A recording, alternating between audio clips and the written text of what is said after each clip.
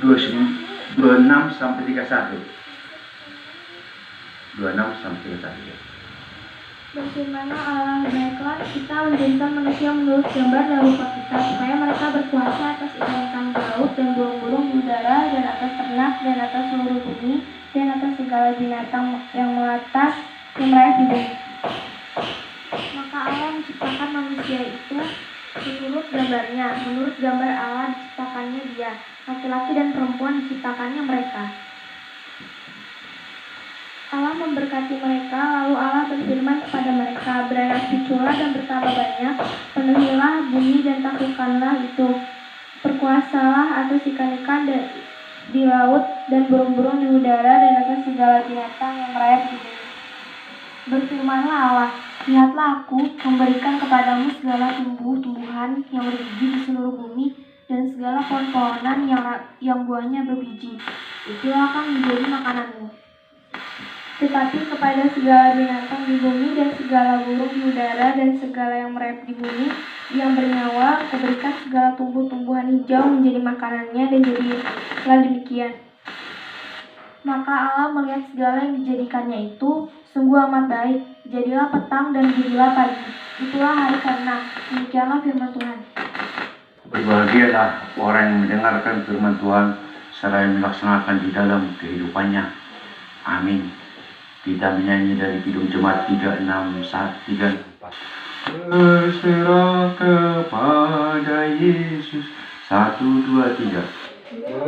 Berserah kepada Yesus, nyawa jiwaku, ku kasihi, ku percaya, ku ikuti Dia terus.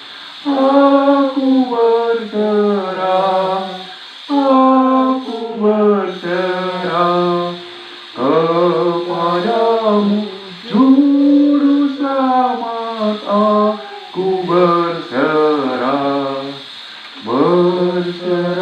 kepada Yesus, di kakinya ku sujud. Nikmat dunia ku tinggalkan, Tuhan terima anak-Mu. Aku berserah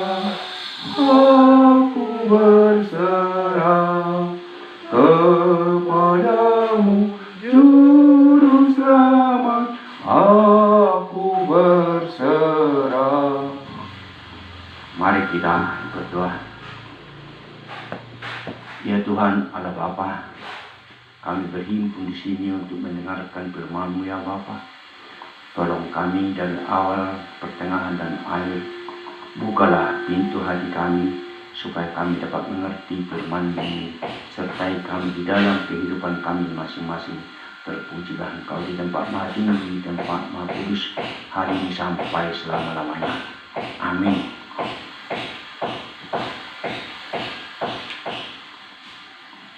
Renungan buat kita hari ini diambil dari Yohanes 1 ayat 29 sampai dengan 34. Demikian tertulis di sana.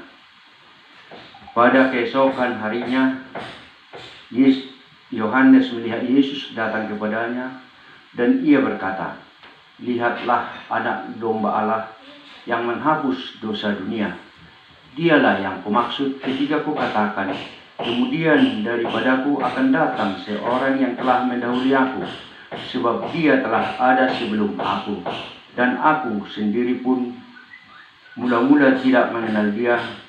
Tetapi untuk itulah aku datang dan membaptis dengan air, supaya ia dinyatakan kepada Israel." Dan Yohanes memberi kesaksian kepadanya, "Aku telah melihat Roh turun dari langit seperti merpati, dan ia tinggal di atasnya. Dan aku pun tidak mengenalnya, tetapi dia yang mengutus aku untuk membaptis dengan air telah berfirman kepadaku, jikalau engkau melihat Roh itu turun ke atas seorang dan tinggal di atasnya, dialah yang akan membaptis dengan Roh Kudus. Dan aku telah melihatnya dan memberi kesaksian, Ia inilah Anak Allah. Demikian firman Tuhan. Jemaat yang dikasihi Tuhan kita Yesus Kristus, minggu ini adalah Minggu Trinitas, yaitu Tritunggal Allah, dengan topik kemuliaan Allah atas ciptaannya.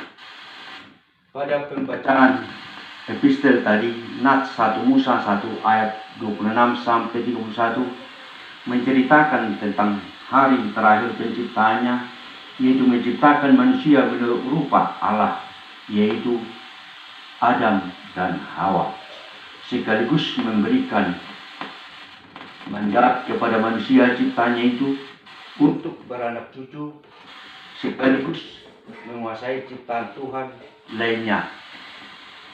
Sebagaimana kita ketahui, tidak lama Adam dan Hawa terus tergelincir diperdaya oleh iblis, dan keadaan manusia itu terus berlanjut dengan makin tergelincirnya manusia ciptaan Tuhan itu ke dalam kuasa iblis. Beberapa kali Tuhan menyesal telah menciptakan manusia itu, dan beberapa kali juga menghukumnya, sebagaimana kejadian Sodom dan Gomora, serta kejadian air bah yang diciptanya dengan kejadian perahu Nuh. Untung saja Tuhan Allah Bapa selalu bermurah hati kepada orang-orang yang dilihatnya benar, yang memungkinkan manusia ciptaannya itu tetap berada di atas bumi ini. Tuhan menyuruh utusannya, para nabi-nabi, untuk memperingatkan umatnya itu, tetapi hasilnya tetap sia-sia belaka. Kita ingat perumpamaan Yesus tentang yang punya ladang anggur untuk mengambil bagian daripada pekerja-pekerja ladangnya itu, dalam Matius 21 ayat 31 sampai dengan 46. Disuruh beberapa orang hambanya untuk menagih hasil pembagian anggur itu, namun para pekerja itu memukuli dan membunuhnya. Beberapa di antaranya, para suruhan berikutnya, tuan tanah anggur itu menyuruh hamba-hambanya yang lain lebih banyak lagi untuk menagih. Namun hasilnya tetap sama. Para pekerja atau penggarap-penggarap anggur itu memukuli dia dan membunuh mereka. Lalu tuan yang punya ladang anggur itu menyuruh anaknya sendiri untuk menagih. Pikirnya begini, ini adalah anakku, mereka pasti takut kepadanya. Namun apa yang terjadi? Anak kesayangan itu juga mereka perlakukan seperti hamba-hamba terdahulu. Mereka memukuli dan membunuhnya karena mereka berpikir, inilah anak ahli waris itu, lebih baiklah kita bunuh supaya hartanya juga kita bisa ambil buat kita.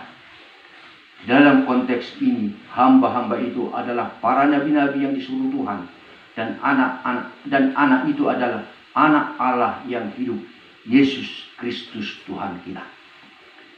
Apakah Tuhan Allah marah dan murka kepada manusia itu? Tidak, sama sekali tidak. Dibiarkannya anak sulungnya itu disiksa lalu dibunuh dengan disalibkan hanya untuk menebus dosa kita. Ingatlah kata bijak yang keluar dari mulut Yesus waktu dia disalibkan. Ya Bapa, ampunilah mereka, karena mereka tidak tahu apa yang mereka lakukan. Jemaat Tuhan, begitu besarnya kasih Yesus kepada manusia, terlihat juga pada perjalanannya ke Tirus, daerah Sidon. Seorang perempuan Kanaan yang disebut juga perempuan